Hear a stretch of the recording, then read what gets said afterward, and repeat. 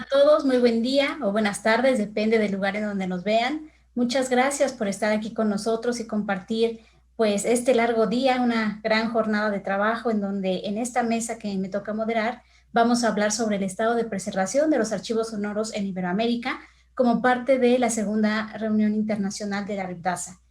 Un poquito de contexto nada más antes de darle paso a nuestros investigadores que trabajan en esta red. La RIPDASA es la Red Iberoamericana de Preservación Digital de Archivos Sonoros y Audiovisuales, que está auspiciada por el ICITED. Y bueno, en esta red lo que nosotros hacemos es contribuir de manera constante para poder diagnosticar cuál es el estado de la preservación actual de los archivos sonoros y audiovisuales y no solamente diagnosticar, sino poder poner acciones que nos permitan pues llevar a cabo la preservación a largo plazo.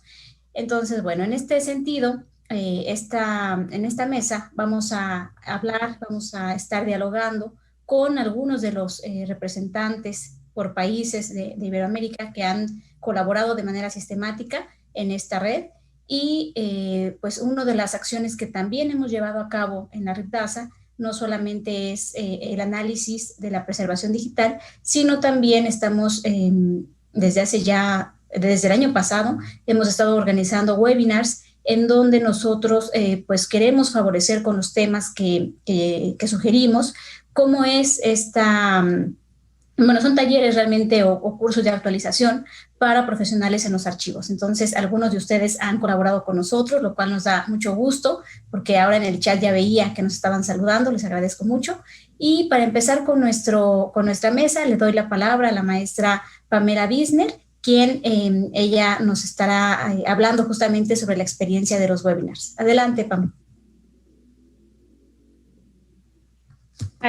Muchísimas gracias, Gina, por la presentación. Gracias a RTBC por la organización de este evento. Agradezco también a Perla Olivia Rodríguez por muchos meses, bueno, ya 2 años de colaboración en el trabajo de los webinarios. Y en el día de hoy les voy a presentar un poco el recuento de qué es lo que hemos estado haciendo y los resultados del webinario hasta el día de hoy. Quería también mencionar que nosotros como compañía ABPS estamos siempre muy contentos de colaborar y ser parte de esta iniciativa, específicamente de los webinarios, pero en general de la red de RIPDASA. Quería comentar en primer lugar cuáles eran los objetivos o cuáles son los objetivos que tenemos con el programa de webinarios. Desde el inicio de la RIPDASA nosotros teníamos muy claro que parte importante de la red era esta área educativa, por el conocimiento que tenemos nosotros de los archivos, bueno, por nuestra propia experiencia, teníamos una idea de cuáles eran las áreas en donde nos queríamos enfocar. Entonces, desde el inicio de la red comenzamos con la organización de estos programas. En primer lugar, queríamos compartir conocimiento y experiencia desde nuestros propios archivos, queríamos ofrecer la voz a los profesionales de nuestra área, pero en nuestra propia región, y ofrecer un lugar una especie de foro en donde podíamos iniciar conversaciones en torno a las problemáticas comunes que hay en los archivos en nuestra región. También queríamos obviamente utilizar la tecnología y aprovechar nuestro idioma. Incluso antes de la pandemia estábamos utilizando la tecnología para facilitar la comunicación, dado que obviamente viajar no es una posibilidad para muchos profesionales, y obviamente aprovechar nuestro idioma, ¿no? Ofrecer contenidos también a profesionales de todos los niveles y para organizaciones de todos tipos y tamaños. Eso ha sido desde el inicio parte importante del programa de webinarios. Queremos que el programa de webinarios sea una referencia principal o inicial en el estudio o en el perfeccionamiento del trabajo en archivo. Y además facilitar la construcción de una red de apoyo y profesionales en el área, como les dije, ofrecer un foro de conversación y oportunidad de compartir experiencia. Entonces, en relación al currículum, los temas han sido una mezcla entre preservación digital, pero también preservación de contenidos físicos, de materiales físicos. Sabemos que la digitalización es todavía un asunto pendiente en la región. Por lo tanto, no queríamos dejar de lado eso y hablar solamente de preservación digital. Por lo tanto, hemos mezclado un poco los temas y hemos tratado de mantener el equilibrio entre ambas temáticas.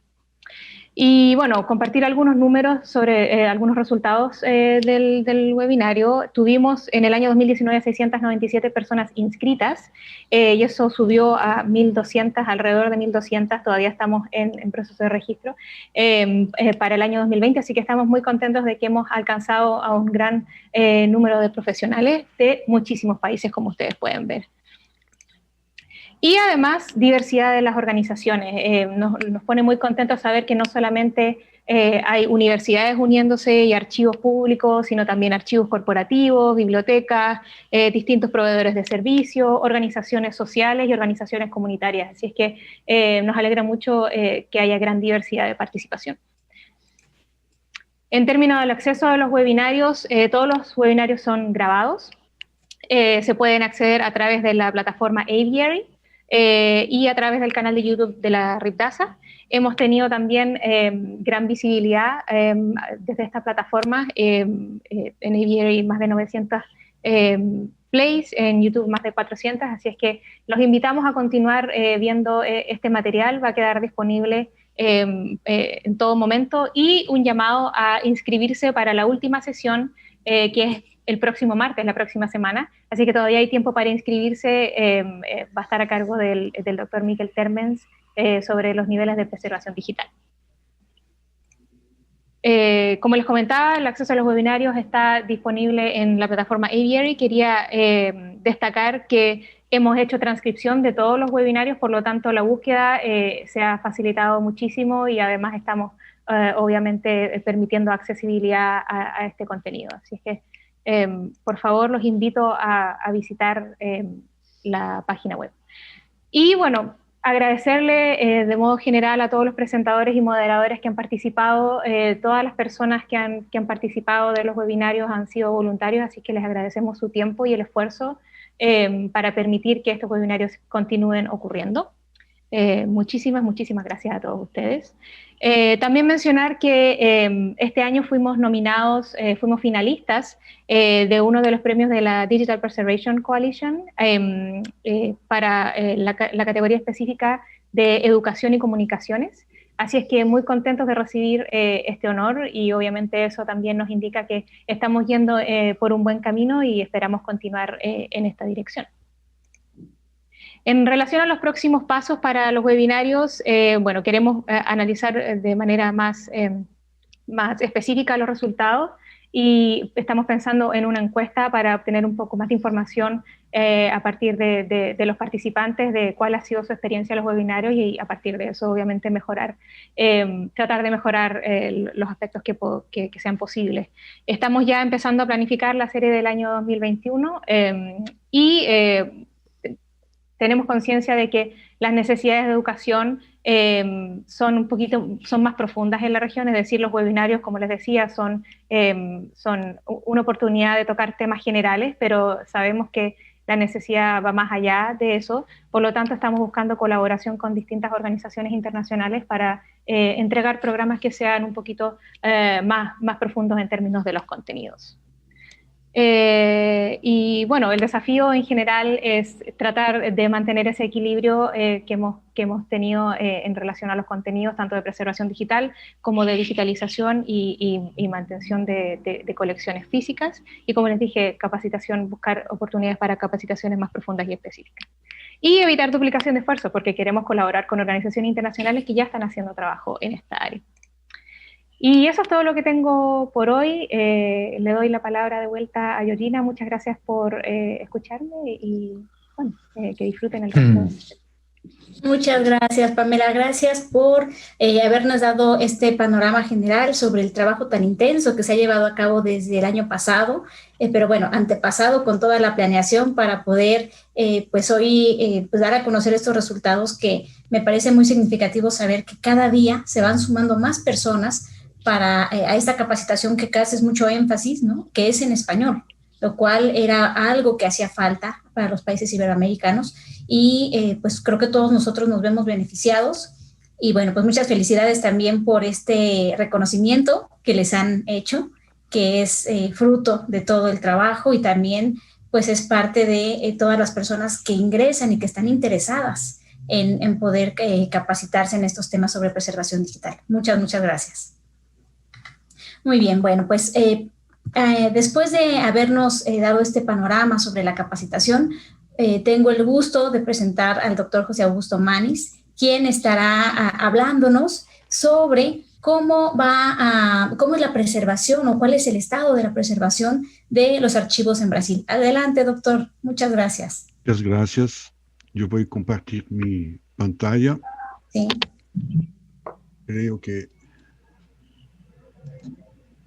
Espero que tenga llegado bien para todos. Sí, doctor, se ve muy bien. Sí, ok. Bueno, muchas gracias por la invitación. Es un gran placer estar con todos aquí. Voy a intentar presentar los resultados del trabajo que hicimos en Brasil desde 2019 e 2020. Atualmente, no Brasil, a preservação de acervos culturais e históricos só ocorre devido à ação devota de algumas pessoas responsáveis pela manutenção e conservação desses documentos. Sem a dedicação obstinada, determinada e incondicional dessas pessoas, certamente tudo estaria perdido. São pesquisadores, são técnicos, colaboradores, funcionários e mesmo voluntários que, por idealismo, senso de responsabilidade, princípios éticos, se tornaram verdadeiros guardiões do patrimônio histórico e cultural de nosso país. São pessoas que, a cada dia de trabalho, se movem continuamente, superam desafios, enfrentam adversidades, para que as coleções e fundos documentais sob sua guarda não morram. Com exceção das poucas instituições privadas atuando neste setor, a maioria dos bens culturais do Brasil dependem de recursos públicos que, desde a década de 1990, têm progressivamente diminuído, nos aproximando cada vez mais de um colapso. Como falar de preservação digital em seu sentido pleno, enquanto grande parte da documentação histórica e cultural brasileira sequer foi digitalizada? E também grande parte ainda não foi devidamente catalogada? Enquanto prevalece a crença em políticos que, um após outro, bradejam estar no bom caminho, sem ter, contudo, o devido lastro para conter tudo que atinge e compromete nossa cultura e nossa tradição, o declínio para a ruína está sendo cada vez mais vertiginoso. Olhar para os problemas com olhos bandados para não enxergar a calamidade a que se chegou não pode ser outra coisa, senão ignorância de má fé. Fazendo uma breve retrospectiva desse processo, em 1991, com a intenção de estabelecer novas políticas públicas para a cultura no país, houve uma esperança eufórica na invenção de uma solução para aumentar os recursos aplicados a esse setor, o que suscitou a Lei de Incentivo à Cultura, Lei Rouanet. Foi então instituído o Programa Nacional de Apoio à Cultura, PRONAC, juntamente a 3 mecanismos que deveriam atuar em sinergia: o Fundo Nacional de Cultura, o Incentivo Fiscal e os Fundos de Investimento Cultural e Artístico, FICART. Porém, o planejado não foi realizado por completo. O Fundo Nacional de Cultura, em princípio e entre outras coisas, deveria estimular projetos de fora do eixo Rio-São Paulo, região privilegiada, e contribuir para a preservação do patrimônio histórico e cultural. O mecanismo concebido de dedução fiscal tinha por objetivo aguçar o empresariado pelo mecenato. E os fundos de investimento artístico, FICART, foram idealizados para projetos com capacidade de retorno comercial aos investidores.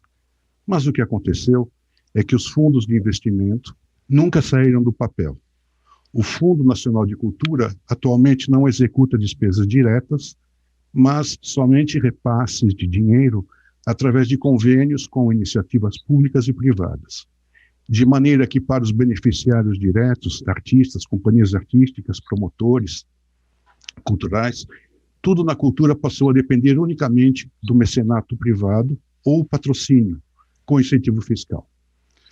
Dessa maneira,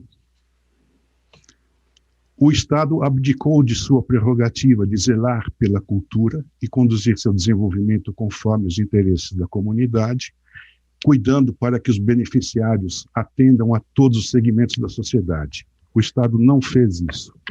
Não assegurou a manutenção de sua diversidade cultural e a preservação de suas tradições. Com a ausência do Estado no fomento à criação, os artistas buscaram outras soluções.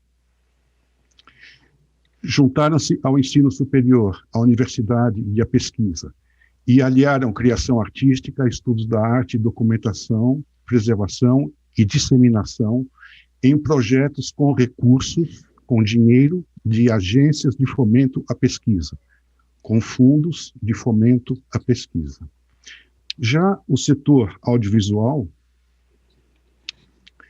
que tem muito mais dinheiro, eles têm 0,5% do PIB, 0,5% do PIB brasileiro, o Produto Interno Bruto, mobilizou-se criando a Agência Nacional de Cinema.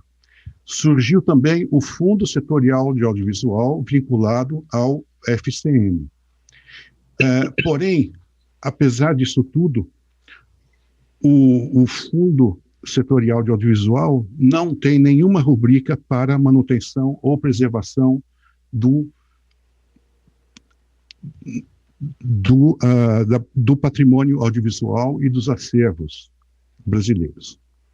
A promoção e preservação do patrimônio cultural brasileiro tem sido missão do Instituto do Patrimônio Histórico Cultural, uma autarquia federal. Porém, o dinheiro que o Instituto disponibiliza para a preservação efetiva não passa de 0,003% dos gastos públicos da União. É espantoso que um país que se vangloria de suas tradições e riquezas culturais dedique tão pouco àquilo que se orgulha tanto. Ao invés de zelar pela preservação e manutenção de suas riquezas culturais, no Brasil, os governantes têm lavado as mãos, entregando indefinidamente seu patrimônio a quem interessar possa.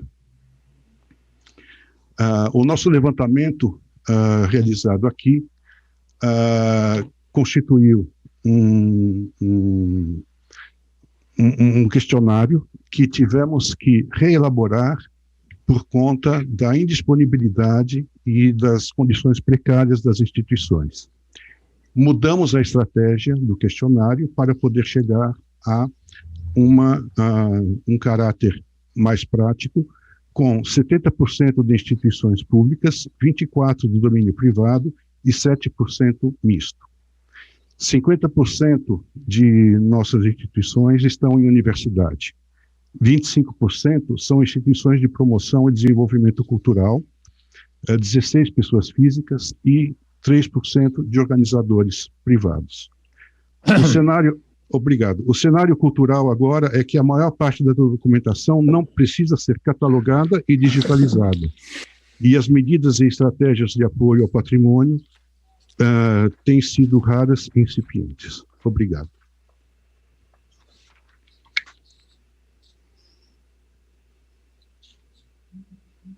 Muchas gracias, doctor.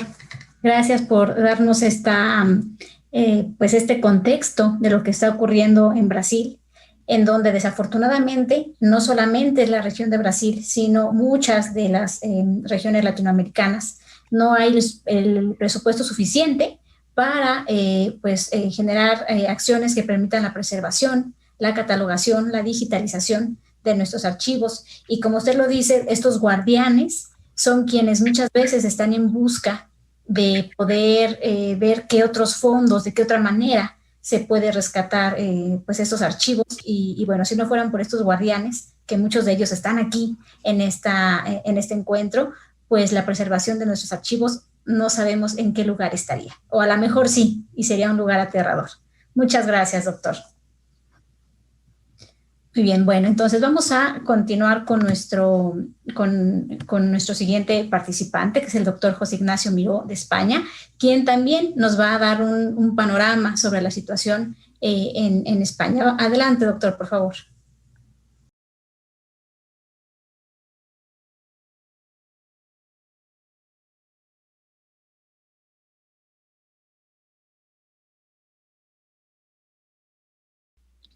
Hola, buenas tardes. Tienen en pantalla, espero, la presentación de diapositivas que he denominado Apuntes sobre la preservación de patrimonio sonoro y audiovisual en España. Se trata de un resumen muy breve de un panorama general de la situación de estos archivos y otros tipos de centros que se dedican a este patrimonio. Agradezco la invitación a participar en esta mesa redonda y espero que les resultará de interés. Yo no estoy vinculado a ninguna fonoteca ni biblioteca, por el contrario, me inscribo en el ámbito universitario y he querido hacer una primera reflexión de qué tiene que decir el ámbito universitario en un encuentro de fonotecas y bibliotecas. Bien, he pensado que hay una primera obligación de las universidades, que es la de formar a los profesionales, bien desde los niveles más elementales de las ciencias de la documentación hasta los aspectos más especializados.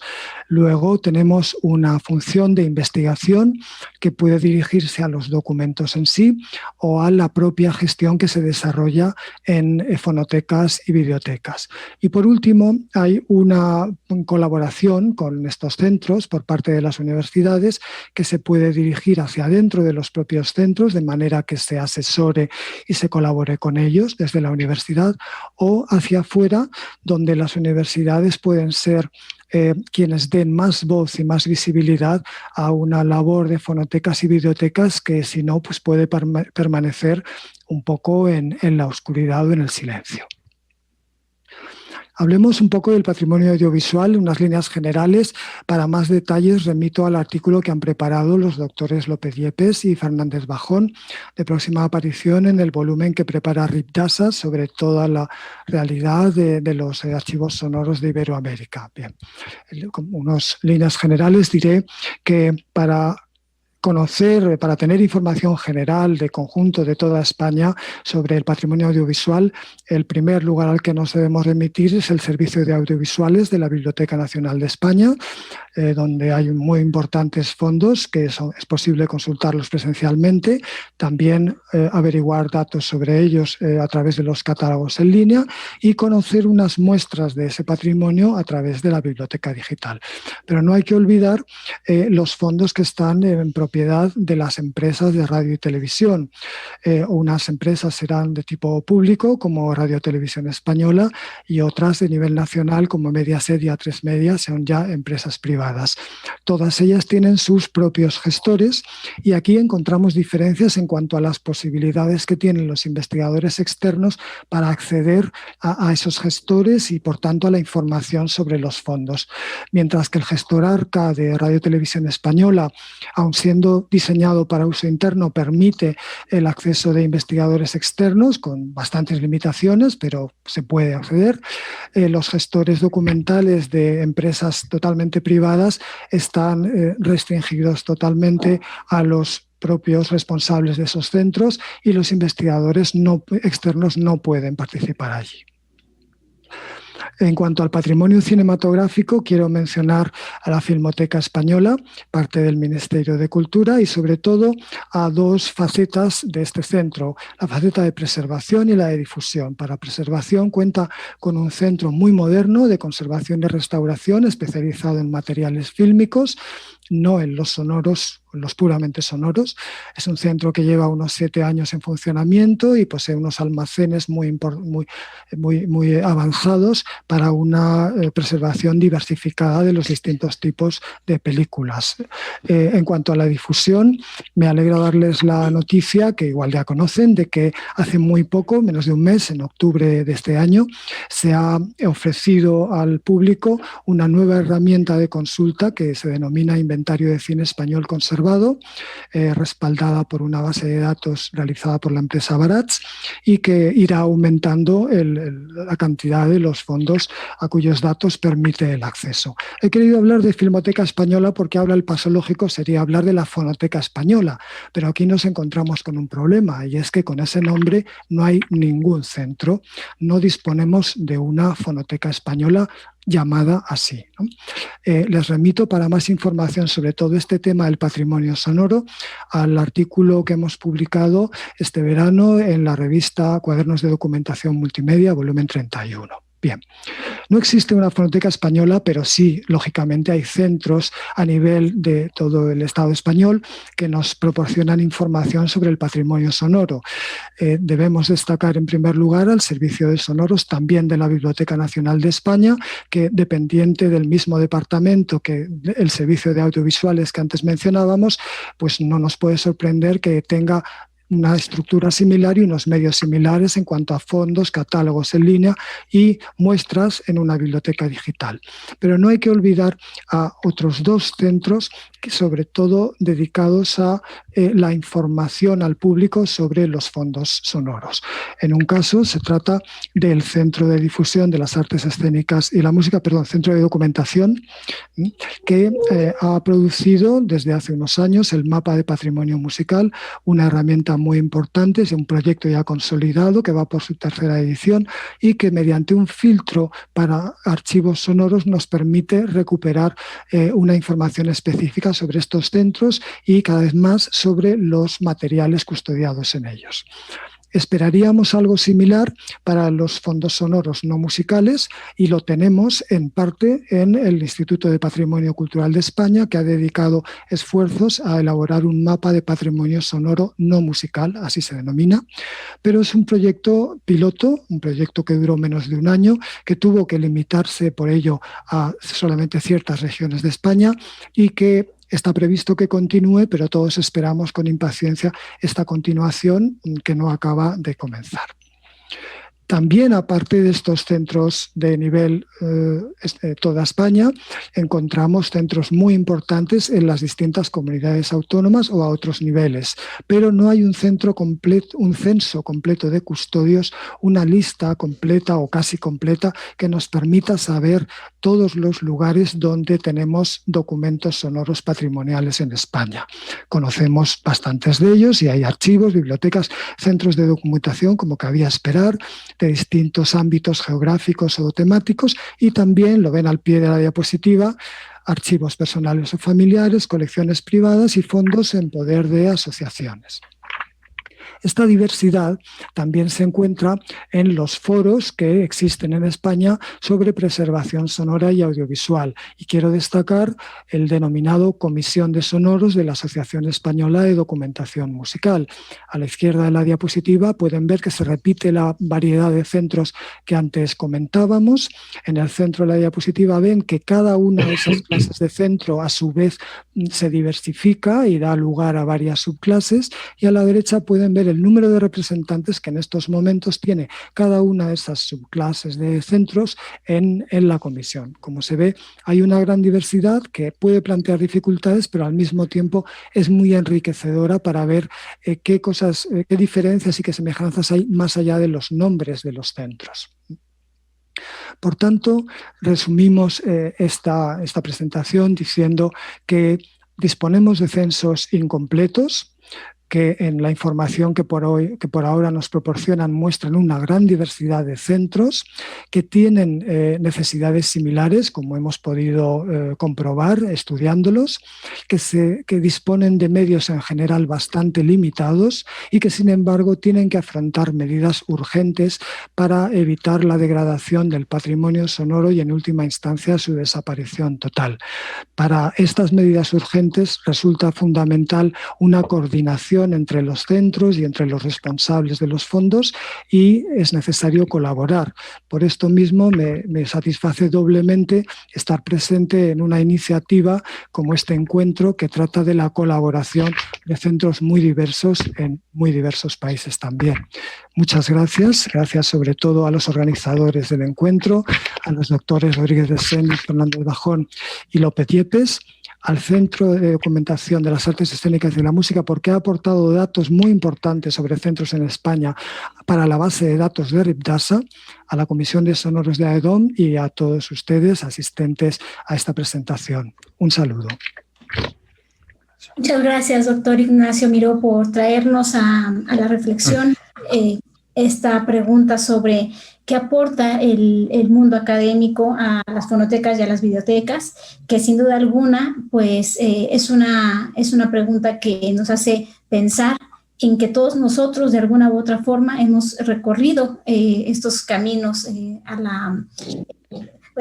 los diferentes centros que hay en todo el mundo que hablan justamente sobre temáticas en el ámbito de las fonotecas, de las bibliotecas, de la preservación. Y bueno, sin estos centros, evidentemente, pues no habría esta continuidad y este gusto por la preservación digital. Muchas gracias, doctor. Gracias. Bueno, estamos teniendo algunas preguntas de nuestros asistentes, las cuales las vamos a hacer al final de las aportaciones de todos nuestros participantes. Y muchas gracias por eso. Continuamos, por favor, con la presentación del maestro Alejandro Cornejo, de Perú. Adelante, maestro, bienvenido.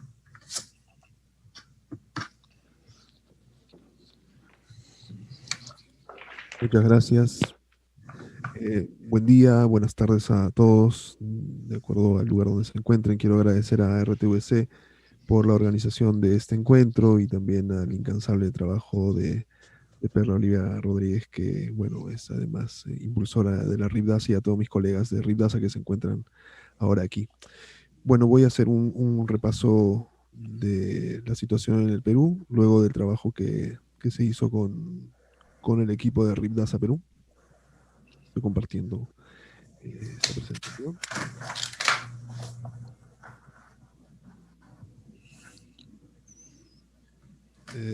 Ok.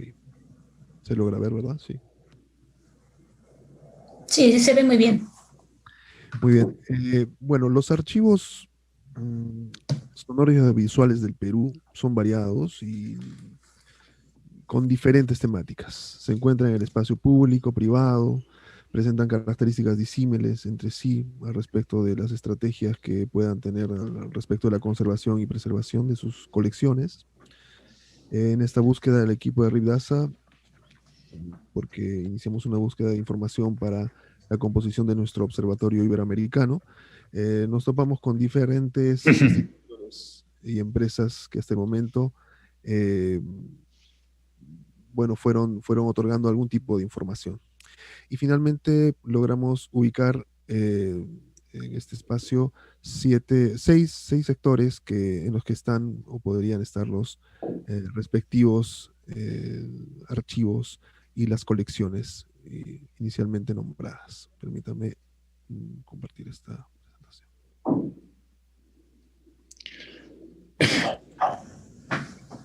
En el primer sector se encuentran las universidades y centros de estudios públicos y privados, donde existen instituciones, por ejemplo, como el de la Pontificia Universidad Católica del Perú, que han trabajado desde hace un tiempo de manera óptima el desarrollo de sus archivos. También existen otro tipo de instituciones, como el Centro de Documentación de la Dirección de Investigación de la Escuela Nacional del Folclor José María Arguedas, que también tiene un trabajo dedicado al respecto de sus colecciones. Estos casos son ejemplos y excepciones en el ámbito educativo, que es bastante extendido en el Perú, que tenemos centenares de universidades e instituciones educativas que son poseedoras de archivos audiovisuales y sonoros, sin tratamiento alguno. Otro sector muy importante y expandido en todo el país es el asociado a la Iglesia Católica, al espacio eclesiástico, una institución, como se sabe, con arraigo histórico desde la fundación de la República y poseedores de archivos principalmente de papel, pero que también evidencian la posesión de un número indeterminado de documentos audiovisuales, dispersos en arzobispados regionales, conventos, iglesias, parroquias, que en muchos casos son custodiados por padres o párrocos, que a su vez son únicos conocedores de los detalles de estas colecciones. A este sector se podría incluir también el de las organizaciones no gubernamentales, muchas de ellas asociadas a su interés cultural, patrimonio de salud, educación o desarrollo sostenible, que han generado por decenios documentos sonoros y audiovisuales en las regiones donde normalmente se desempeña. Ahí tenemos algunos ejemplos también, como las ONGs que denominamos, que trabajan en su propósito específico. En un tercer sector se puede ver claramente identificado, en el que se incluyen los medios de comunicación privados, poseedores de grandes cantidades de documentos en diferentes fuentes. Y si bien algunos medios han desarrollado prácticas de presentación con espacios y tecnología idónea, estos archivos se ocupan principalmente de atender los contenidos que les son útiles en su producción diaria, en cada medio de comunicación, sin permitir el acceso público, por ejemplo, a sus colecciones. Es importante destacar que esas colecciones se encuentran en su mayoría en Lima, en la capital, siendo un número minoritario ante las más de 5.700 emisoras de radio que existen en el país y más de 2.000 estaciones de televisión. Un universo seguro paralelo a este que requiere una profunda y amplia investigación. Un cuarto sector sería el asociado a las instituciones no dependientes del Ministerio de Cultura, que son los ministerios, municipios, gobiernos regionales, el Congreso de la República, entre otros. Las instituciones no evidencian proyectos de preservación y en muchos casos no poseen un inventario de sus archivos. Un ejemplo puede ser el archivo del Congreso de la República, poseedor de un material muy rico, material audiovisual de gran importancia en la historia política del siglo XX aquí en el Perú. Un quinto sector, identificando a las instituciones que tienen cierta vinculación con el Ministerio de Cultura o dependencia de él, por último, como patronatos o direcciones desconcentradas, como es el ejemplo de los museos, aquí representados por el Archivo del Arte Peruano del Mali, y la Dirección del Audiovisual y Fonografía o Nuevos Medios, que es denominado DAFO. Ambas instituciones declararon su información en el Observatorio de Ribdaza y dijeron poseer documentos sonoros y audiovisuales de gran valor. El último sector, pero no por esto el menos importante, es el sector que probablemente posee las colecciones más numerosas de documentos. Este grupo está compuesto por el Archivo General de la Nación, la Biblioteca Nacional y el Instituto de Radio y Televisión IRTP, una triada que muy bien podría ser hoy en día el Archivo Nacional Sonoro y Audiovisual del Perú, o por lo menos establecer las bases de este. Estas tres instituciones tienen archivos muy bien documentados y en óptimo estado de conservación, sin que esto signifique que no posean documentos en riesgo, lógicamente. Además, han implementado algún tipo de estrategia para la preservación de sus acervos, resaltando el proyecto de mejoramiento del servicio de documentación audiovisual y fonográfico del IRTP, un ambicioso proyecto que desde el 2012 se ha desarrollado en el marco de la Televisión y Radio Nacional. Este proyecto incluye la construcción de un local de almacenamiento físico de archivos climatizados y con aislamiento electromagnético, un programa de restauración y migración digital, además de un programa de tratamiento documental. Todo un gran proyecto que conoceremos seguro en el paso del tiempo y con los representantes de esta institución. Este en general es un breve resumen de los hallazgos realizados en el Perú en el proceso de identificación de los archivos sonoros y audiovisuales para su presencia en el Observatorio Iberoamericano, principalmente con esta intención. La búsqueda, de hecho, no tuvo una respuesta 100% asertiva y solo recibió la información de 3 instituciones, DAFO, Mali y Asimtría, que es esta institución asociada al arte y la cultura. Se encontraron dificultades de orden principalmente burocráticos para contactar con los responsables de los archivos, así como un deficiente o nulo feedback de parte de las instituciones. ante la solicitud de datos para la geolocalización en nuestro mapa observatorio, que no busca otra cosa que visibilizar a las instituciones de la memoria que resguardan colecciones sonoras y audiovisuales. Es sumamente importante para las instituciones que colaboren en la compilación de este tipo de plataformas informativas, porque así crearemos entre todos una red informativa útil para la investigación científica y el libre acceso de la sociedad, que encontrará en los archivos en los espacios para consolidar la ciudadanía, la identidad y la preservación del patrimonio cultural en los albores de nuestro bicentenario. Es importante entender este tipo de trabajo y hacer unificada la información, porque finalmente los que salen beneficiados son los ciudadanos y las naciones. Gracias. Muchas gracias, maestro, por su intervención. Sin duda es cierto lo que menciona, el objetivo que ha tenido la RIBDASA con el observatorio que ha llevado a cabo es nada más hacer visible todo el patrimonio, todos los archivos que hay en Iberoamérica, y me parece importante hacer la invitación en este espacio para que las instituciones, quienes no han participado, quienes por alguna u otra manera no nos han ayudado a contestar estos cuestionarios que se les han mandado, creo que sirva este encuentro para hacerles saber que es muy importante que ellos estén ahí, que permanezcan en este observatorio, porque es parte del patrimonio de las naciones. Y bueno, desafortunadamente, como usted lo menciona, nos hemos dado cuenta, usted lo ha hecho énfasis en esto, que en algunos casos pues no hay inventarios. Entonces, este tipo de acciones que se hacen en la RIBDASA sirven justamente para eso, para visibilizar qué es lo que está pasando en la región y entonces en conjunto pues poder tomar acciones. Muchas gracias, maestro. A ustedes. Vamos a dar ahora la palabra a la doctora Mirelsa González Vélez desde Puerto Rico. Bienvenida, doctora. Muchas gracias por su aportación. Adelante. Gracias. Gracias, Georgina, y saludos a todos los colegas. Voy a compartir mi pantalla.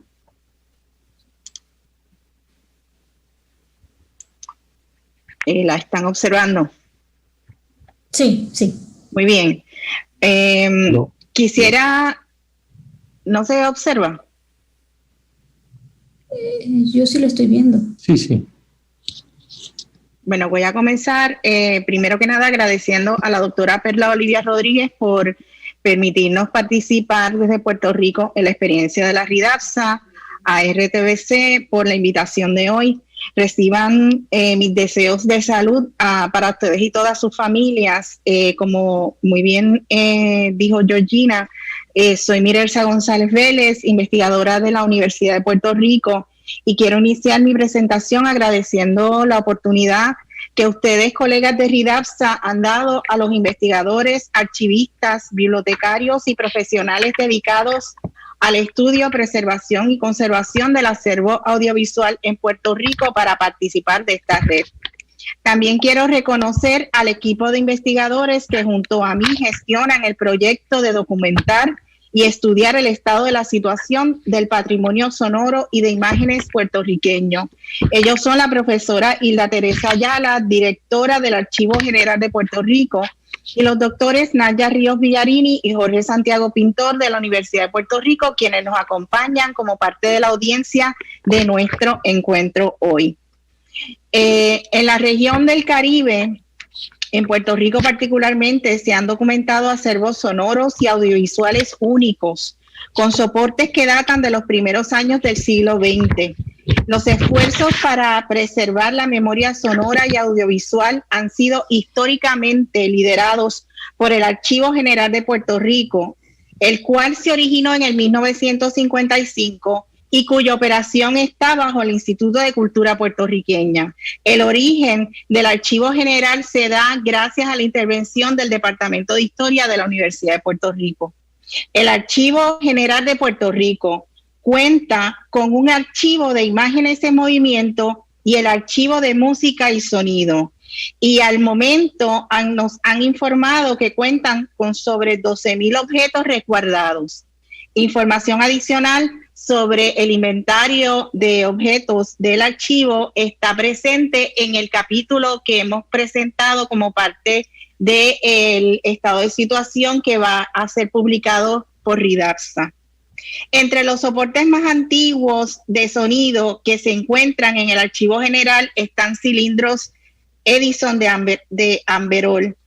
Esto dado al acceso temprano que se tuvo en Puerto Rico a tecnologías de producción de grabaciones musicales entre los años 1909 y 1913.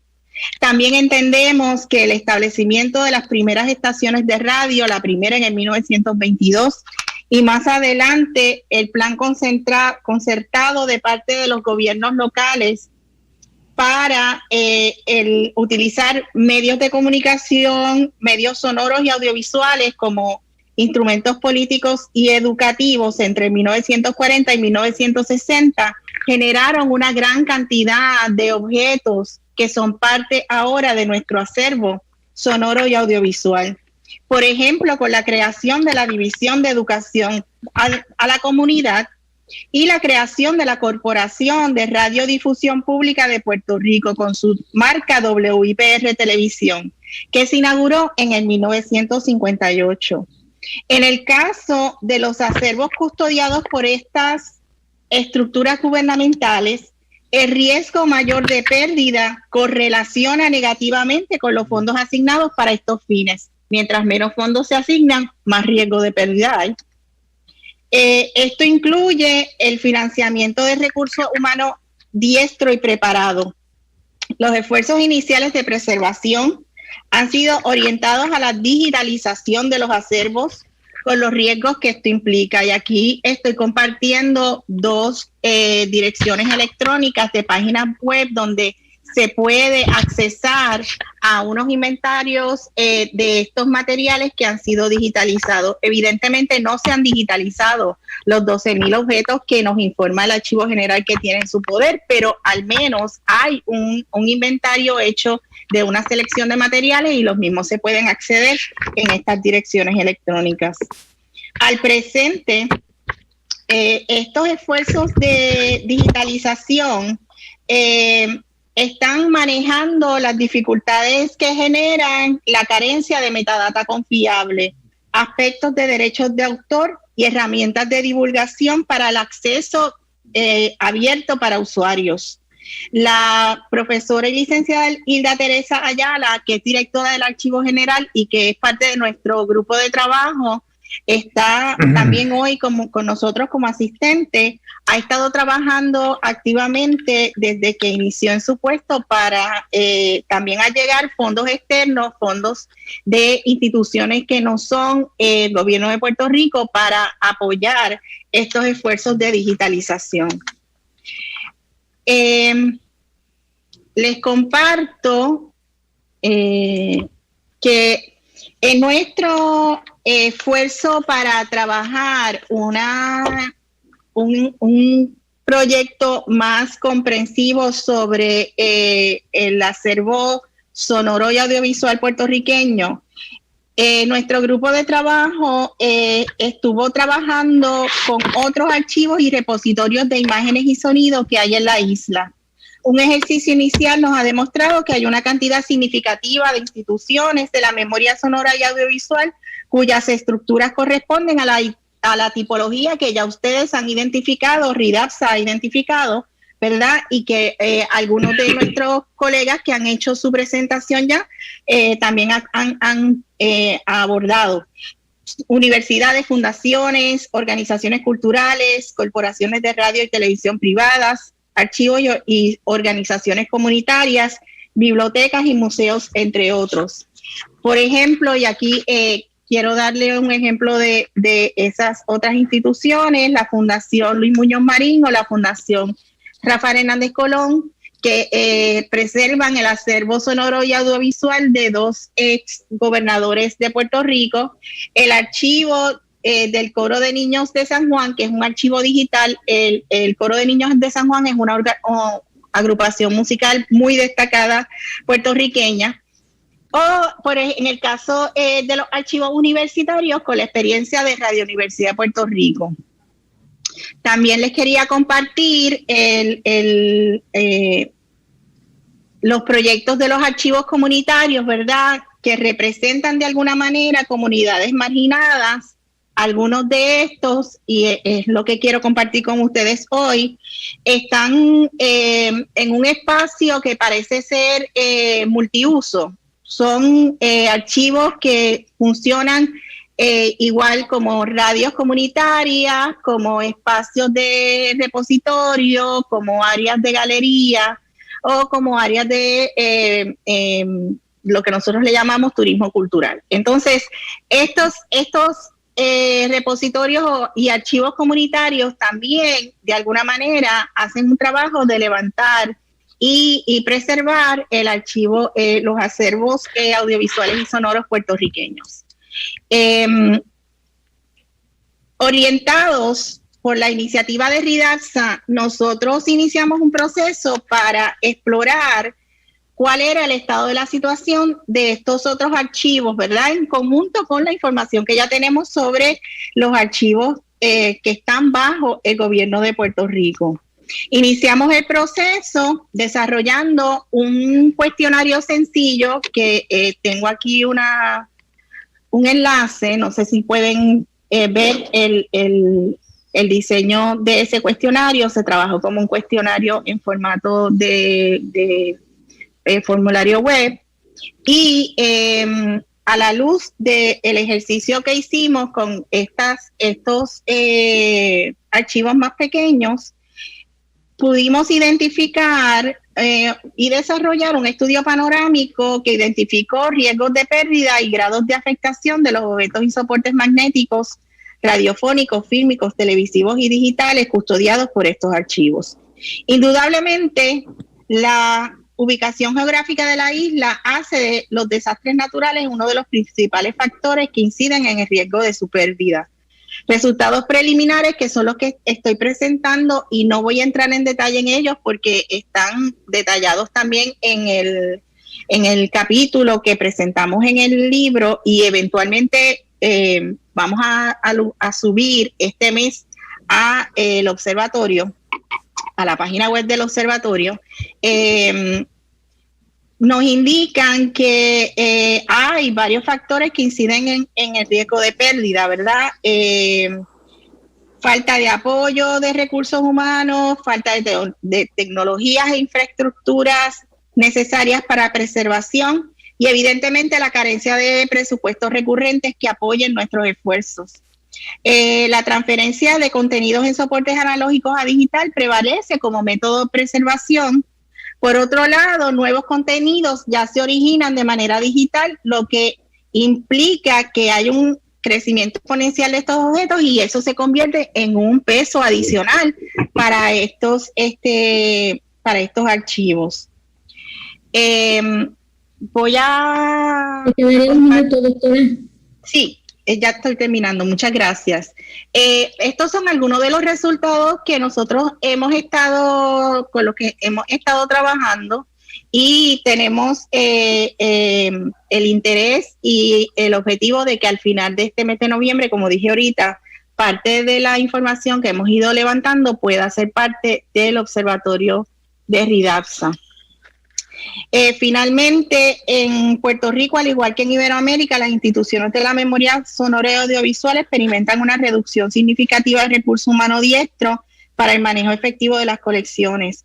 A pesar de que se experimenta una mayor valorización de nuestros acervos y con ello el interés de las comunidades en aportar a su preservación desde la experiencia del voluntariado, lo cierto es que se necesita conocimiento y dominio de las nuevas tecnologías, así como el manejo de prácticas archivísticas efectivas a modo de garantizar la preservación de la mayor cantidad de contenidos en resguardo.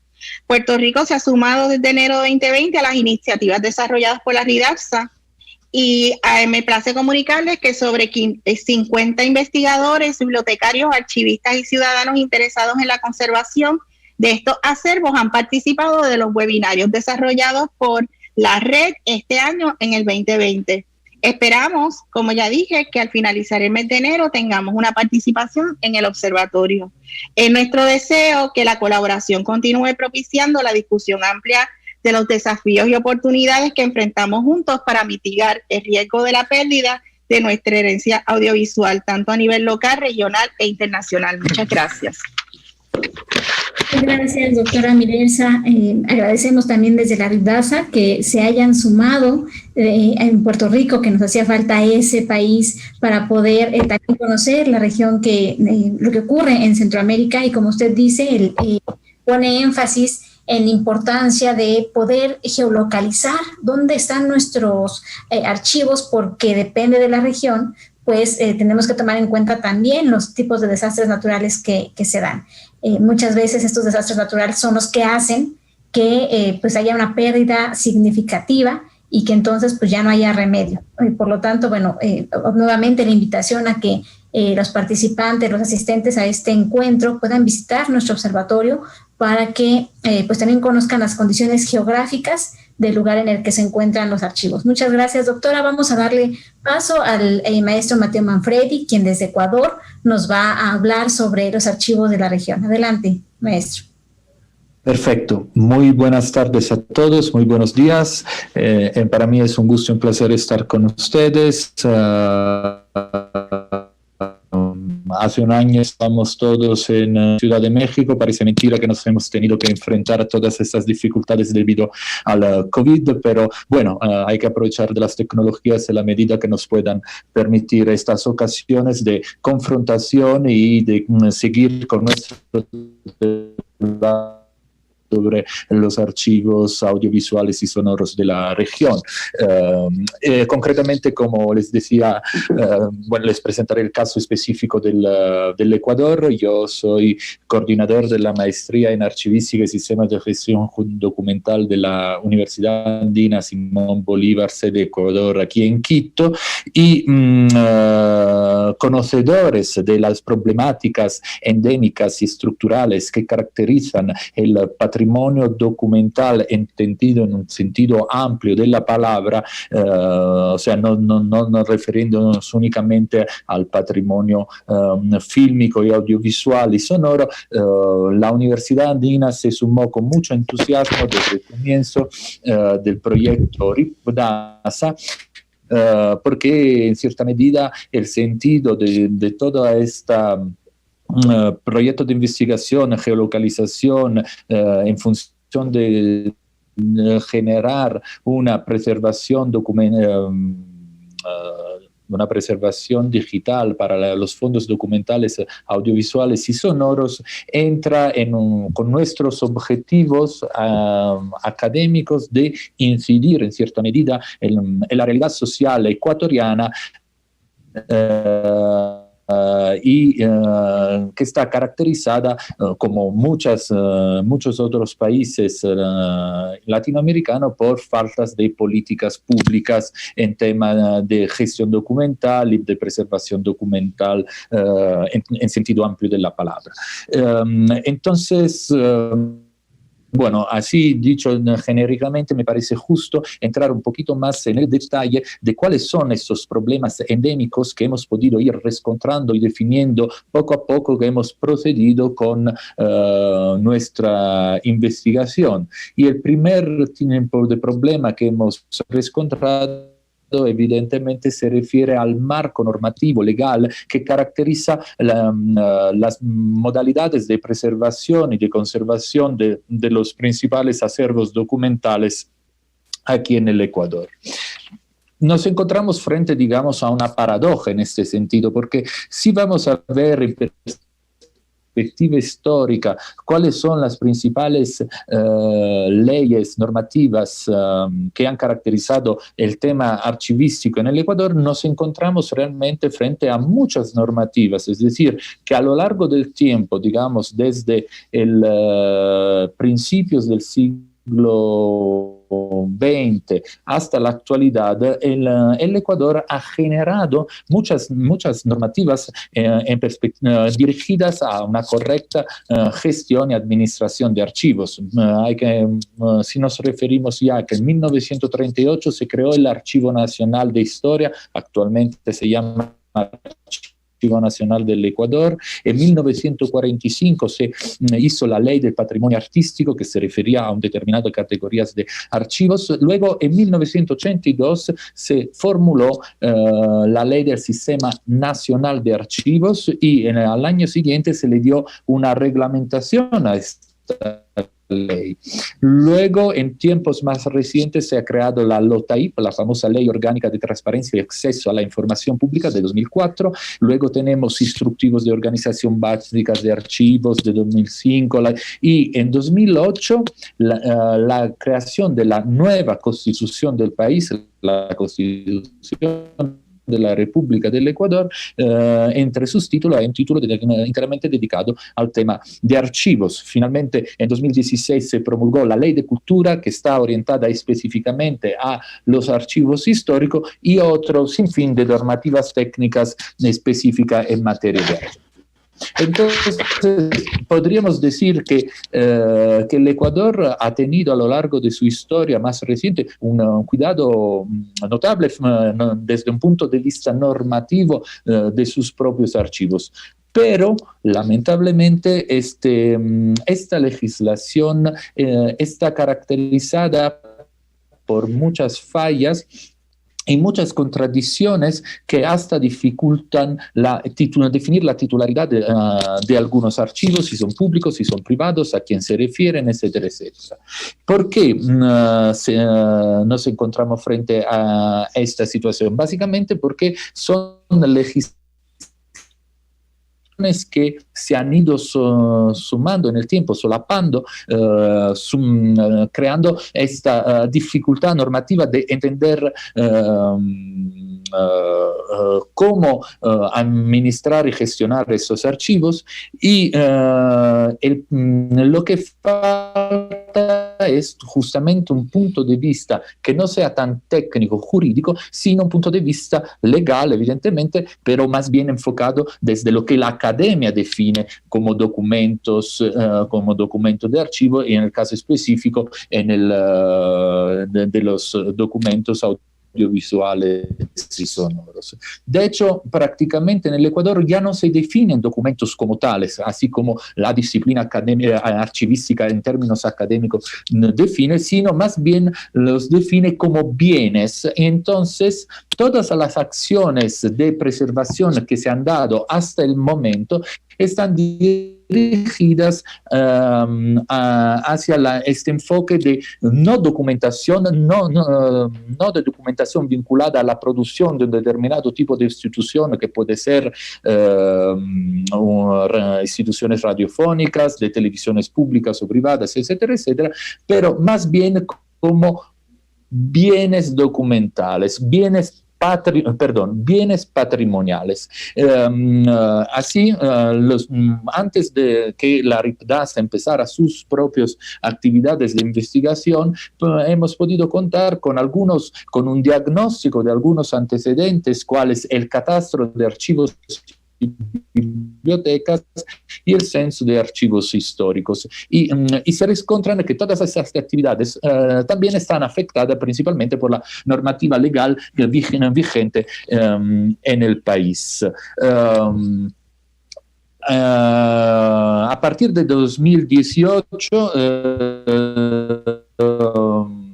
a partir de 2019, hemos empezado desde la Universidad Andina a coordinar esta búsqueda, geolocalización e investigación destinada específicamente a los archivos sonoros y audiovisuales, y personalmente he podido coordinar un pequeño equipo de investigación conformado por mi persona y por otros dos investigadores. Entre estos puedo resaltar el aporte que me ha dado a la investigación la María Fernanda García, que era egresada de la maestría y actualmente ya es magíster en archivística, y el director de cine Manolo Sarmiento, quienes me ayudaron en la búsqueda de archivos audiovisuales y sonoros.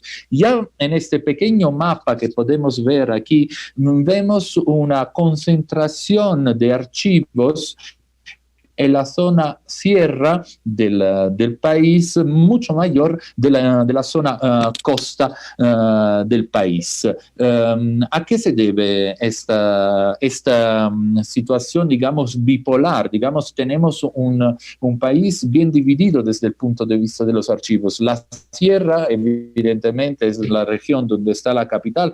Es de suponer también que había mucho más archivos en la zona de la capital, pero así como la compañera de Puerto Rico informaba sobre su país, también el Ecuador ha sido afectado a lo largo del tiempo por muchos factores naturales, sobre todo me refiero a sismos, y el último es del 2016, que fue un sismo de 7,6 grados de Richter, que han perjudicado gravemente la zona, los archivos audiovisuales y archivos en sentido más amplio de la palabra, en todo lo que es la zona costa. Entonces, el primer factor de riesgo que tenemos aquí en el Ecuador, evidentemente, es de carácter natural, y este mapa, así como lo hemos visto, en cierta medida refleja también estas coyunturas de carácter sísmico.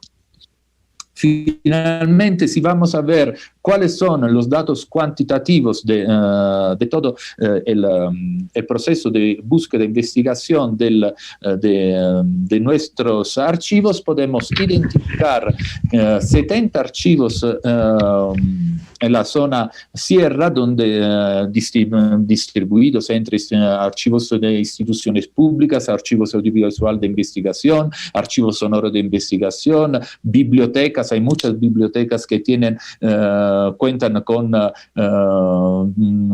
fondos audiovisuales y sonoros, comenzando por la biblioteca de la universidad donde trabajo yo, Cineteca, la Cineteca principal es la Cinemateca Nacional, Filmoteca, Fonoteca de Radio, etcétera, etcétera. Entonces, esa es la cantidad de archivos que hemos encontrado en la zona sierra. En cambio, en la zona de la costa y algunas otras regiones al sur, como la de Loja o de Cuenca, finalmente hemos identificado tan solo 27 archivos audiovisuales. Cuando hemos podido entrar más en el detalle de quiénes tienen respaldo digital de la documentación producida, básicamente hemos podido encontrar que un 60% de los archivos e instituciones sí tiene respaldo digital de la documentación audiovisual y sonora. Pero eso no quiere decir que tengan políticas de preservación digital dentro de la institución. Entonces, tener simplemente respaldo no es una garantía de que se haga preservación digital. Por otro lado, como han podido ver en el listado de las de archivos identificada, básicamente echamos en falta la posibilidad de haber tenido la disponibilidad de acceder a los archivos de las televisiones públicas y privadas del país. Eso lo consideramos una grande falla del sistema aquí en el Ecuador, porque básicamente por mucho que hayamos insistido y haber tenido problemas parecidos a los que indicaba Alejandro desde el Perú, con falta de comunicación, etcétera, etcétera, la verdad es que al no poder tener acceso a la información de estos fondos documentales, básicamente se está incumpliendo una de las leyes que hemos identificado antes, es decir, la LOTAIP, la ley de transparencia a la información. Entonces, hay un uso todavía particularístico de determinados tipos de archivos que impide un acceso y una transparencia y nos impiden en cierta medida también tener un diagnóstico más fidedigno a la realidad del país. Entonces, se acabó su tiempo. Si quiere sí. Hasta aquí llego, a límites y ventajas como todo tipo de situación. Hemos identificado muchos archivos, pero nos falta mucho para entender la complejidad del país. Muchas gracias a todos. Un gusto. Muchas gracias, maestro. Muchas gracias por traer a la discusión el tema de las normativas, la importancia que tiene contar de que cada país cuente con normativas para la gestión y administración de los archivos. Vamos a continuar con la maestra Dora Brausin desde Colombia, quien nos va a hablar también del panorama que hay en su país. Adelante, maestra. Bienvenida. Muchísimas gracias, muchas gracias Georgina, muchas gracias a todos los integrantes de la Rendaza, que es una fortuna que estén todos aquí en este espacio virtual socializando a través de estas plataformas desde los medios públicos de Colombia el panorama de los archivos en Colombia. Y en Colombia y en toda la región, por supuesto también en España. Entonces creo que será una jornada absolutamente enriquecedora que va a motivar muchas acciones.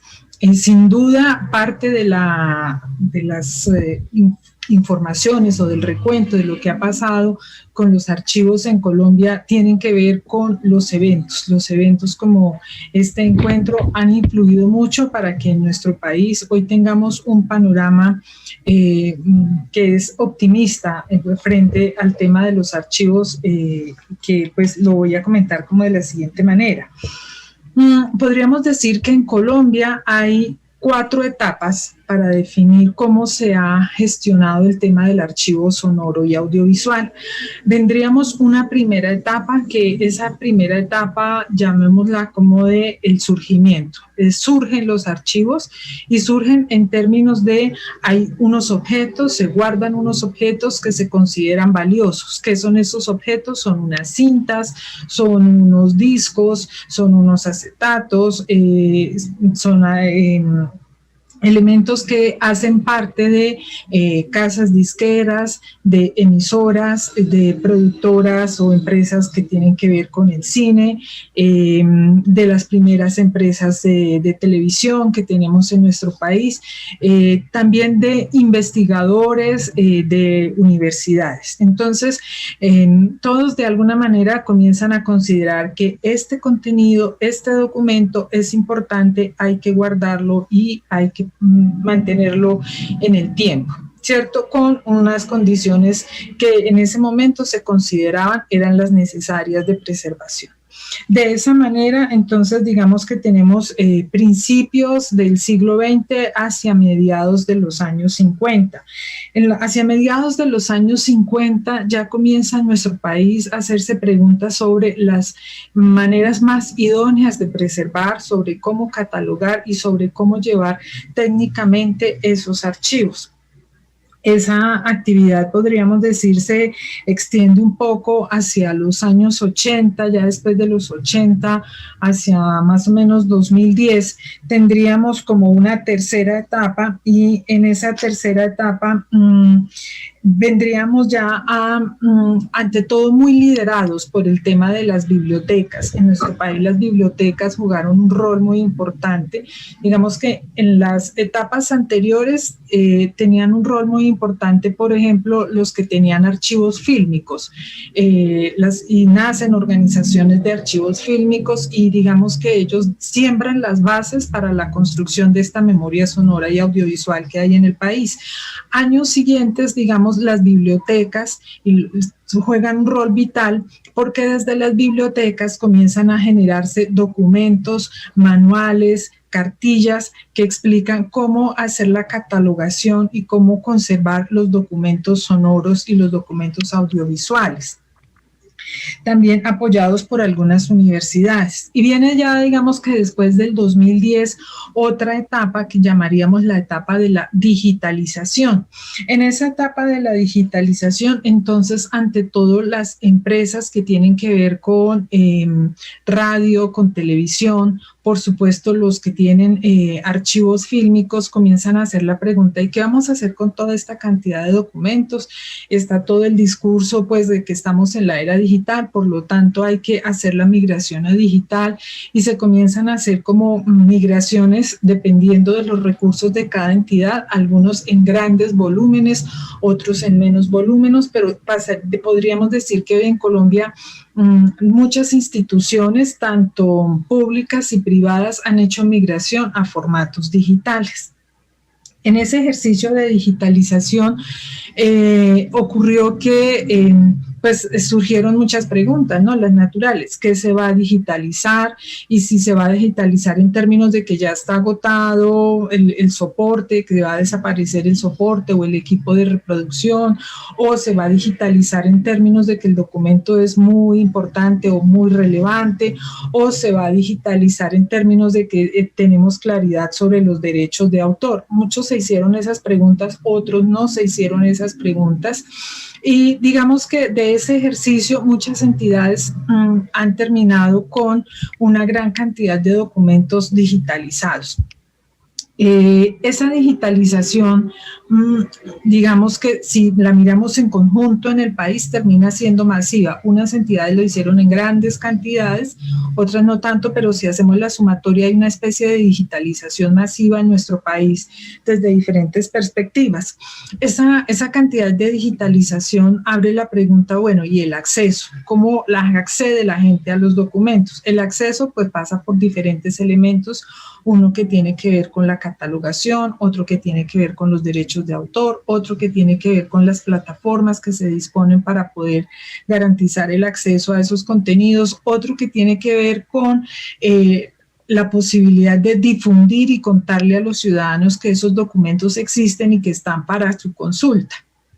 Porque hay algunas entidades que han publicado sus catálogos, pero pues la gente no sabe y pues tampoco hay la consulta, entonces tampoco está garantizado de alguna manera el acceso. Entonces, en esa etapa de la digitalización ocurren como todas estas preguntas y eso nos pasa entonces a la cuarta etapa. La cuarta etapa en la que estaría hoy nuestro país, en esa cuarta etapa estaríamos diciendo que se están buscando mecanismos, herramientas para buscar que todos esos contenidos digitalizados puedan ser puestos al servicio de los ciudadanos. Entonces, que podamos encontrar formas de hacer la catalogación, formas de que las personas sepan que esos documentos existen, motivar a los ciudadanos para que consuman y utilicen esos documentos, hacer que esos documentos se conviertan en una experiencia para la ciudadanía. Digamos que esas son como esas cuatro etapas generales. En esas cuatro etapas generales hay varios fenómenos interesantes.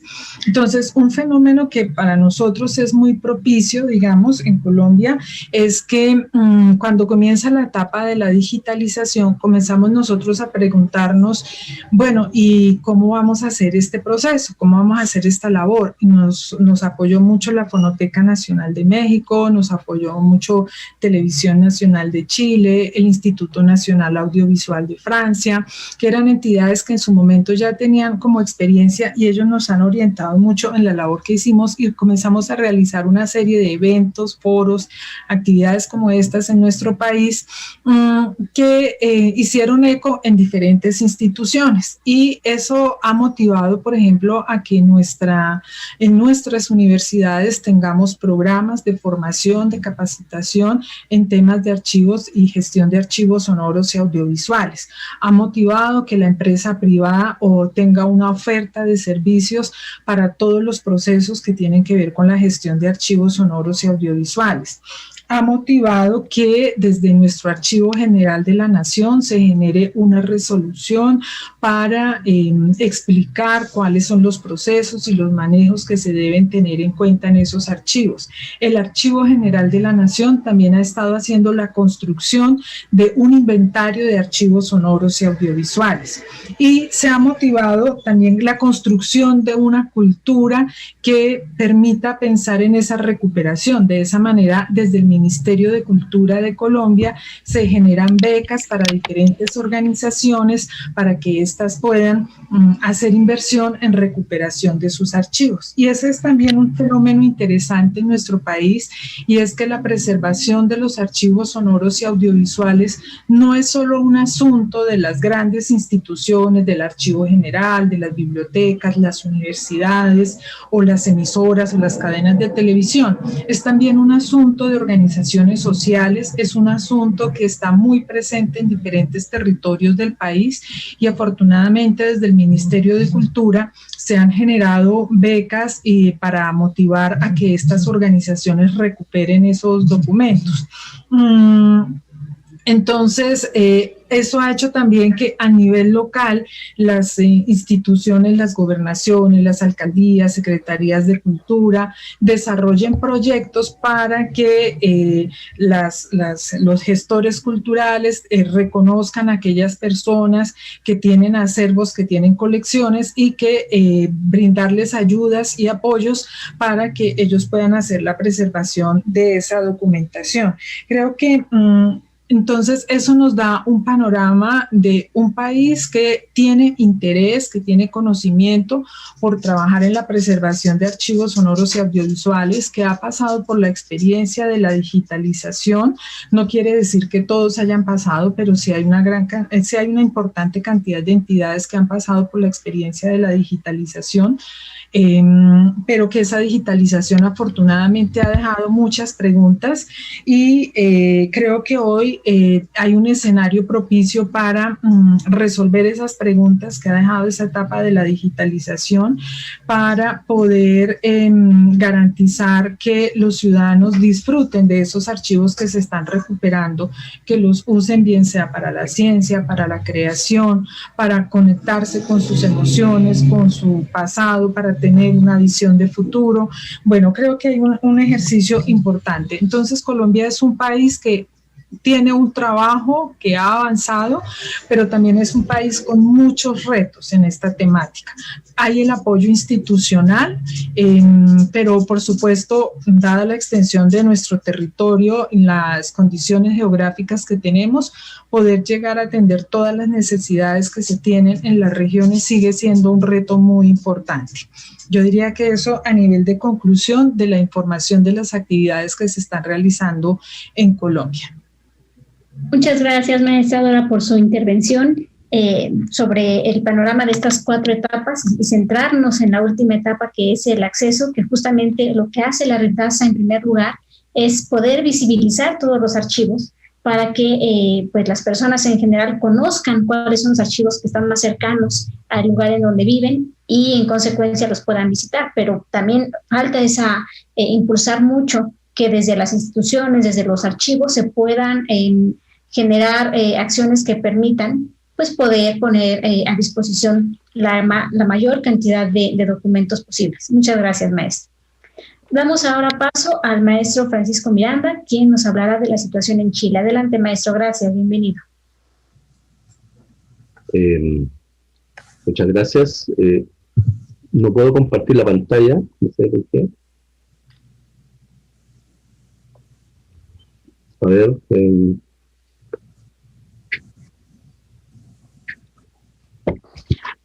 bueno, ahí sí. Por alguna razón no puedo compartir la pantalla, pero voy a iniciar mi presentación indicando que ahí voy a insistir ahí. Hay una persona que está todavía compartiendo la pantalla y me impide compartir. Bueno, en primer lugar quiero decir que Chile es un país que está en el inicio de una cultura de la preservación, y por lo tanto los resultados, ¿no es cierto?, que pudimos obtener acá preliminarmente en esta primera etapa de la investigación, nos dan cuenta de una diversidad más o menos importante de estilos de administración, de diferencias de protocolos, de acceso, y obviamente diferentes miradas que podríamos definir de administración.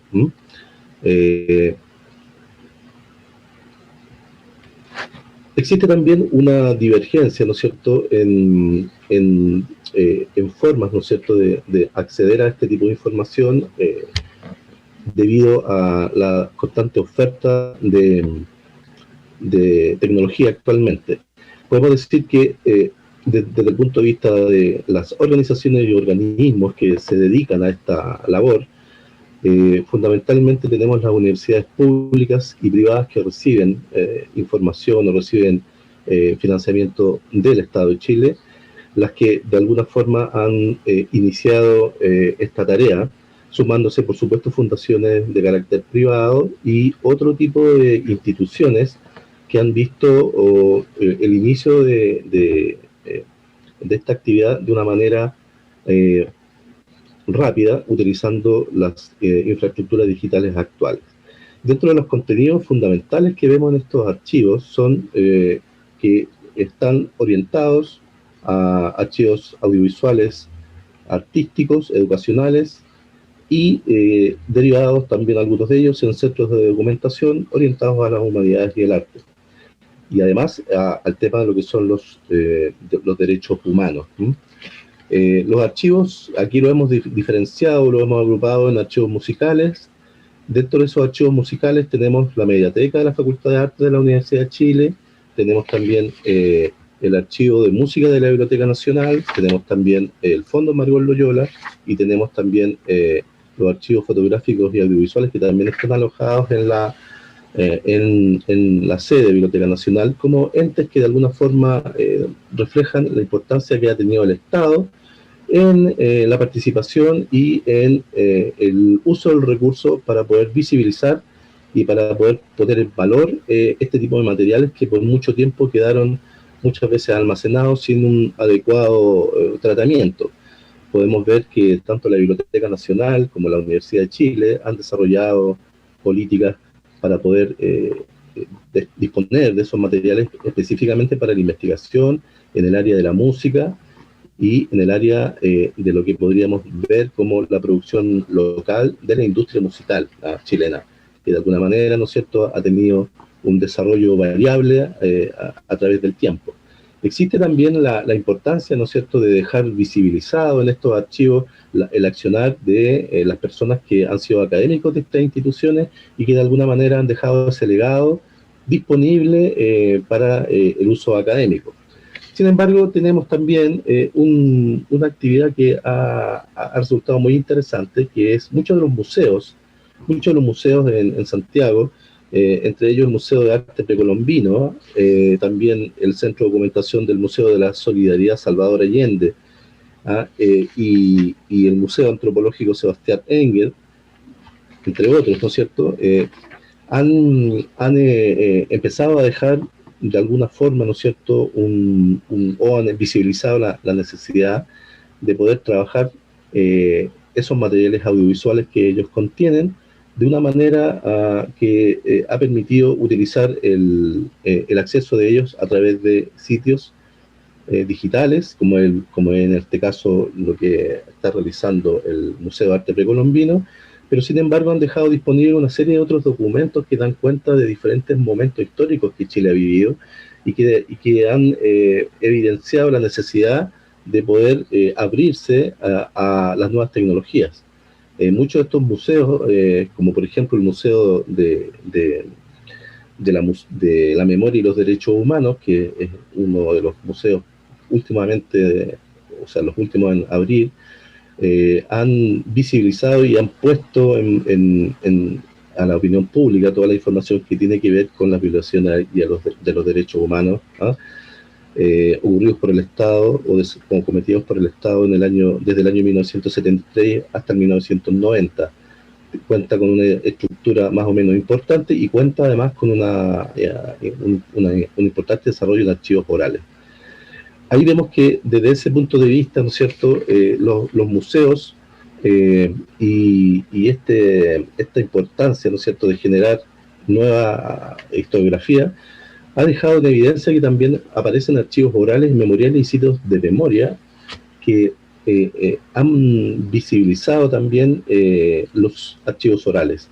Entonces, a partir de esta nuevo frente de acción, nos resulta muy interesante ver que han desarrollado tareas muy importantes, por ejemplo, el archivo oral de Villa Grimaldi, que corresponde a una corporación de carácter privado, que de alguna manera ha podido dejar cristalizada la acción, que de alguna forma también es una acción comunitaria, de poner un antiguo centro de reclusión, ex cuartel Terranova, como una zona de reconstrucción de la memoria, y se ha querido a través de este archivo generar un centro para la investigación. Es curioso, yo pongo en referencia a esta actividad porque dentro de esta nueva tendencia de generar memoria que se está viendo a través de esta investigación de Riptasa, se ha tocado y se ha entrado en contacto con diferentes organizaciones que sí están haciendo los aspectos, o están desarrollando los aspectos iniciales, primordiales de la creación de estos archivos. Existe también la Fundación Memoria Viva, que podemos definir como una estructura virtual que tiene acceso de archivos orales de sobrevivientes de la Shoah, de lo que fue los campos de concentración en Europa, y básicamente tiene que ver con la reconstrucción histórica, ¿no es cierto?, de aquellos que llegaron a Chile, aquellas personas que fueron sobrevivientes, aquellos que lucharon en la resistencia y aquellos que fueron desplazados, y que muchos de ellos ya son ciudadanos chilenos. Bueno, existen archivos radiofónicos fundamentalmente, Radio Valentín Letelier, y otros centros que son definidos ya puramente como centros de documentación, que ya están utilizando el material audiovisual no solamente como un objeto de estudio, sino también como una herramienta, ¿no es cierto?, para poder visibilizar muchas comunidades, como son las comunidades indígenas y algunas comunidades excluidas. Obviamente tenemos los archivos de televisión, donde ahí aparecen dos ejemplos muy relevantes, que son, uno por un lado Televisión Nacional, que obviamente representa a lo que son los canales de televisión, y ahí yo comparto la opinión en el sentido de que el Televisión Nacional, por ser un canal del Estado, prácticamente ha sido el único que ha abierto sus puertas en relación a la accesibilidad. Tenemos el problema de que la mayoría de los otros canales de televisión, muchos de ellos que habían nacido como entes o como siendo parte de universidades, ya restringen el acceso. Y finalmente, Canal 3, Canal 3 Señal La Victoria, que corresponde a una iniciativa prácticamente generada por la comunidad, muestra una serie de acciones, ¿no es cierto?, que van en uso, ¿no es cierto?, de herramientas comunitarias, autogestión y proyectos que vienen a través de financiamientos del Estado. Tenemos archivos fílmicos también, que fundamentalmente provienen de las instituciones del Estado o universidades, como son la Cineteca de la Universidad de Chile, el Archivo Fílmico de la Universidad, de la Pontificia Universidad Católica de Chile y de la Universidad Técnica del Estado. Aquellas actividades o archivos se generan básicamente debido a que nosotros tenemos ahí un cierre de las antiguas escuelas de cine a partir del año 1973, y posteriormente, luego de llegar a la democracia en nuestro país, se reabren y empiezan a aparecer estos materiales y se genera toda una nueva forma, ¿no es cierto?, de concebir el archivo fílmico como parte de la reconstrucción histórica de nuestro país.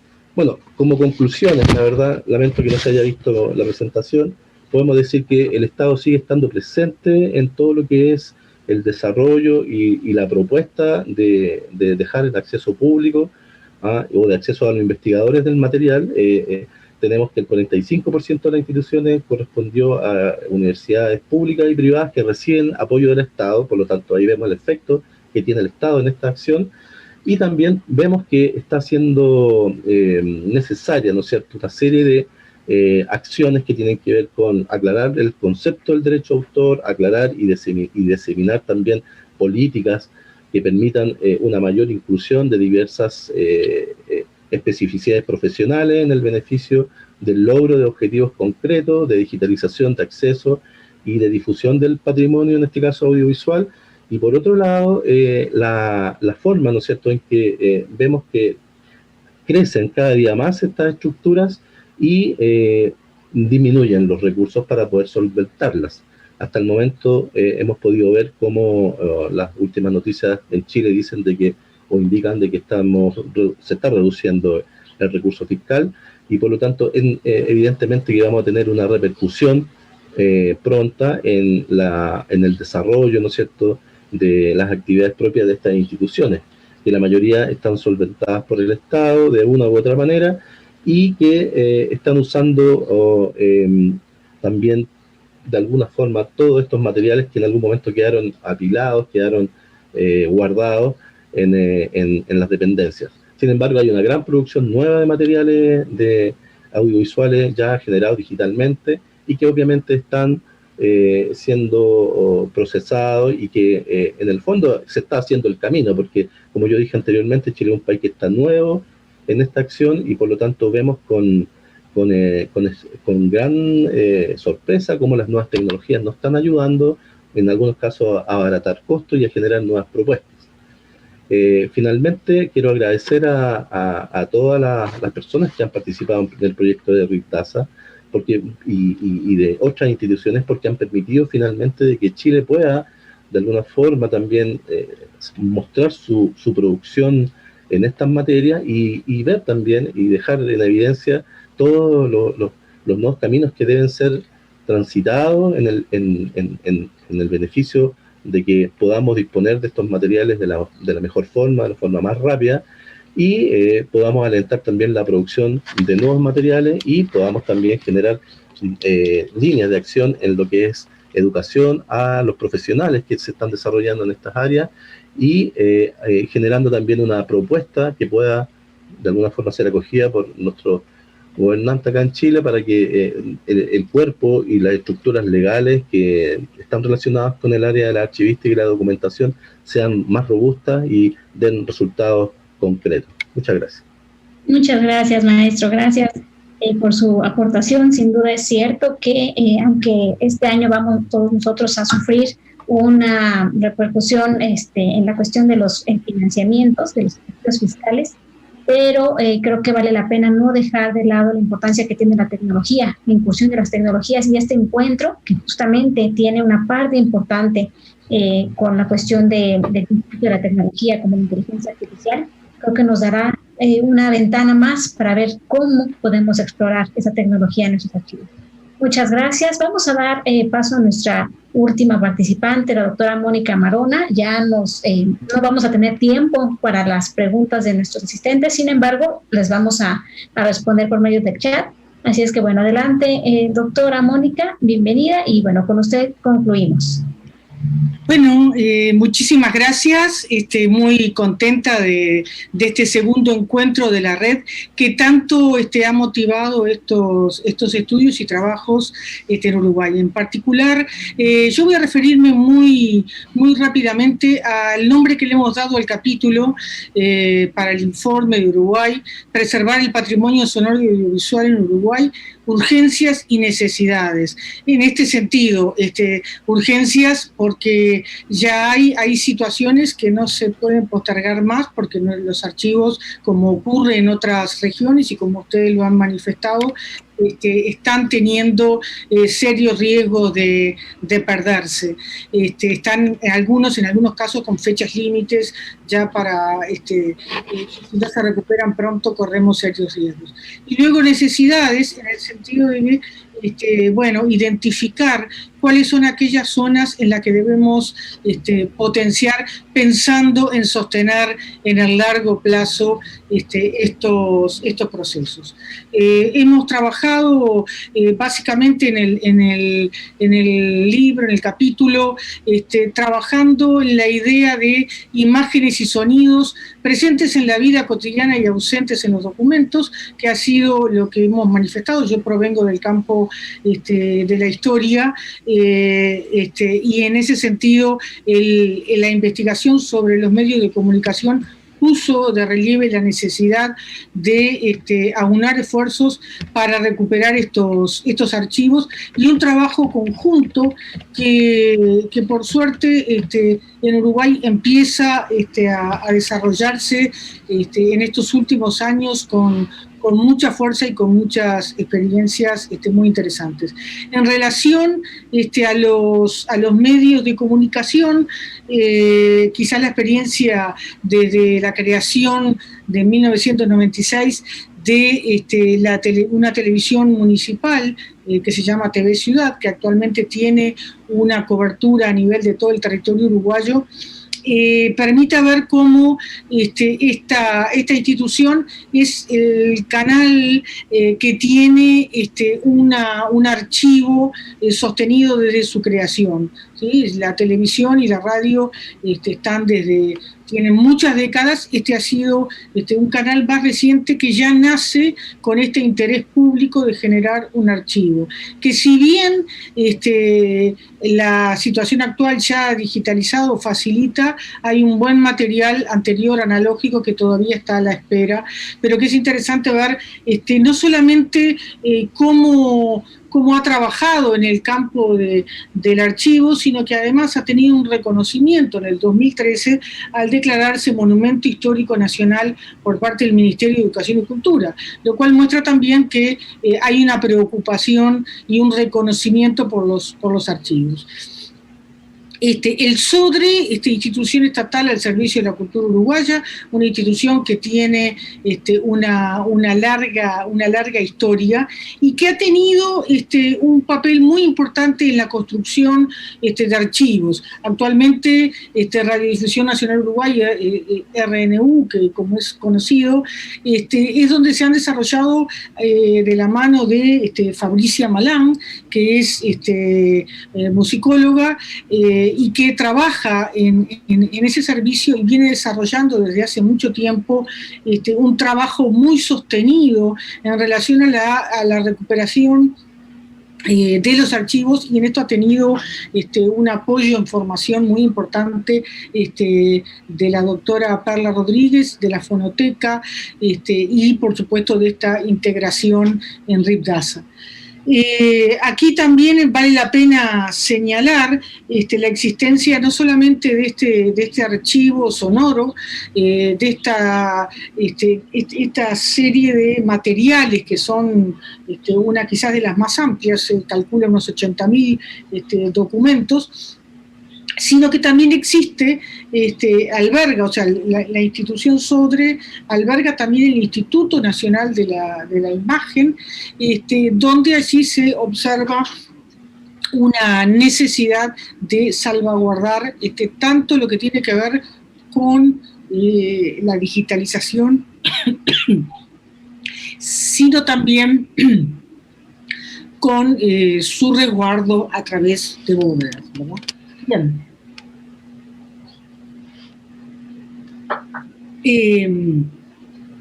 Dedicamos también un espacio a la Cinemateca Uruguaya, una institución nacida con el objetivo como archivo, ¿verdad?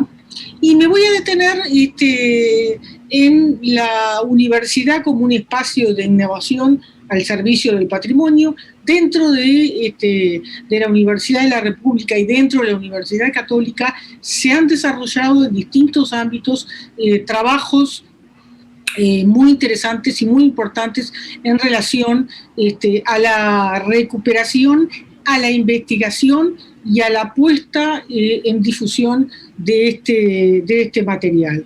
En este sentido, el Archivo General de la Universidad, a través del Laboratorio para la Preservación Audiovisual, conocido como el LAPA, ha desarrollado no solamente un trabajo muy importante de recuperación de piezas fílmicas, sino también ha generado innovación y formación en este campo. Y a mí eso me parece que es uno de los puntos importantes para destacar.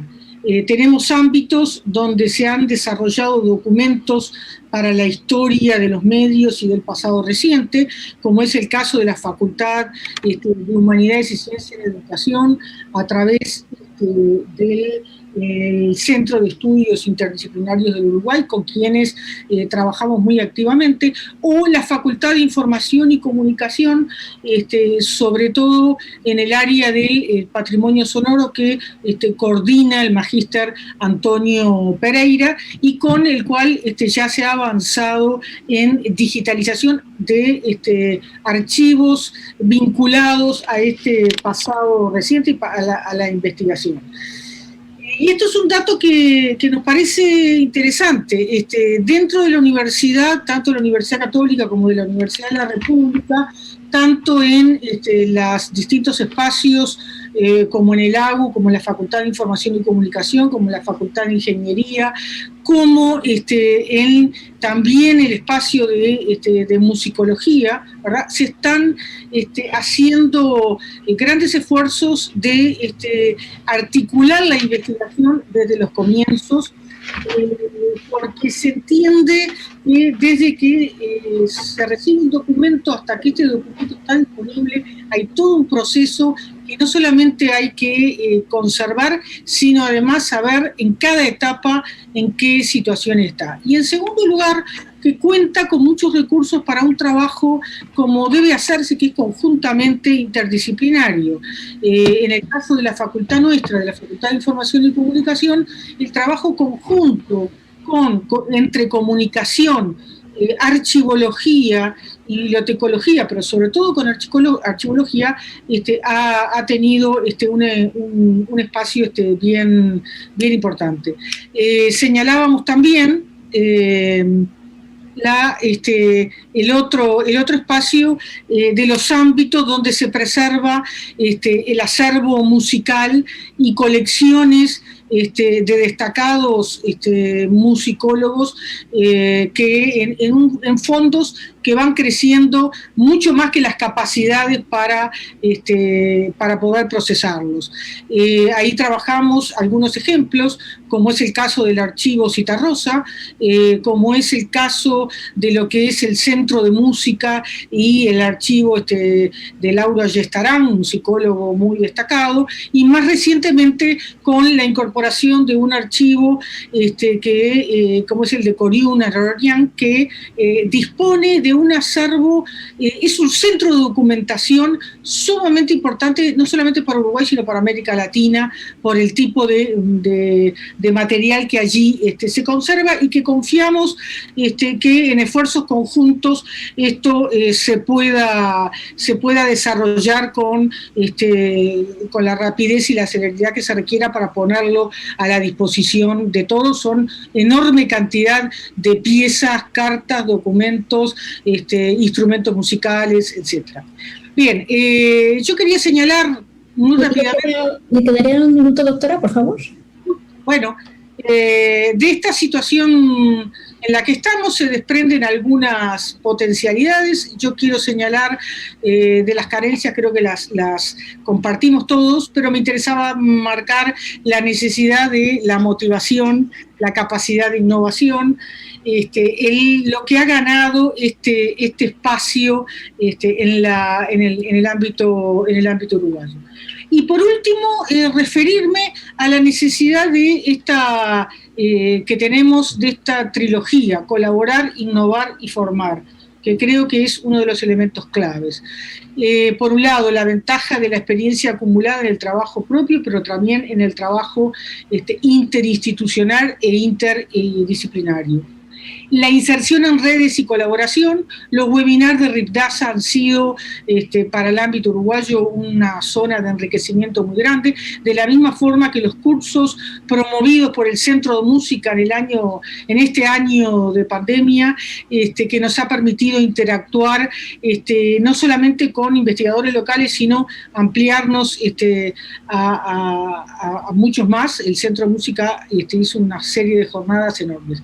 Y por último, la necesidad de formar, y en esto no solamente los webinars y las instancias de seminarios, sino también el posgrado que la Universidad de la República, a través de nuestra facultad y el Archivo General de la Universidad, ha promovido, y que va a iniciarse, se debió iniciar este año 2020, pero lo corrimos para el año 2021, en las circunstancias excepcionales en que nos encontramos, que es Patrimonio Documental, Historia y Gestión.